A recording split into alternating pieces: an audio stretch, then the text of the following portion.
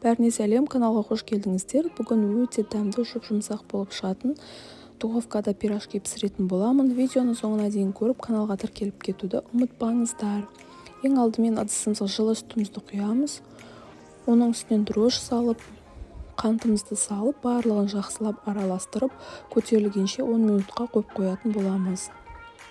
Келесі таза ыдысымызға бір жұмыртқаны салып, сұйық майымызды құйып, ерітілген сары майды құйып, бір шай қасық тұз салып, барлығын жақсылап араластырып алатын боламыз.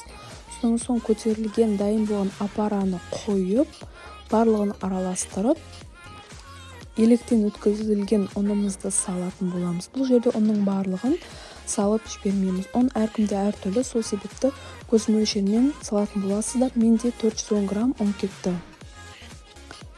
Көріп тұрғандарыңыздай қолдың көмегімен қолға жабыспайтын жұмсақ қамыр илеп, ыдысымызға салып, бетін жауып, 1 сағатқа көтерілгенше жылы жерге қойып қоятын боламыз.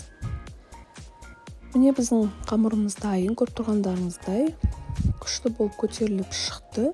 Содан соң столдың үстіне қойып, өзімізге қажетті бөліктерге бөліп алатын боламыз. Мен 14 бөлікке бөліп алдым. Видеодағыдай домалатып, тағы да бетін жауып, көтерілгенше 10 минутқа қойып қоямыз. Міне 10 минутымыз өтті, қамырларымыз дайын. Келесі менде картошка піскен жұмыртқамен пісіретін боламын. Видеода көріп тұрғандарыңыздай қолдың көмегімен дайын болған қамырларымызды жайып, ішіне начинкасын салып, өз қалауыңыз бойынша түйіп алсаңыздар болады. Мен 2 түрлі етіп түйіп алдым. Міне дайын. Содан соң келесі қамырымызды жайып, ішіне піскен жұмыртқамызды салып, 3 бұрышқа етіп түйіп алдым. Міне біздің пирожкаларымыз дайын. Формамызға салып, пергамент қағазын төсеп, бетіне жұмыртқаның сары уызын жағып алатын боламыз. Қызып тұрған 180 градуста 25-30 минутта пирожкилерімізді пісіріп алатын боламыз. Міне біздің пирожкилеріміз дайын.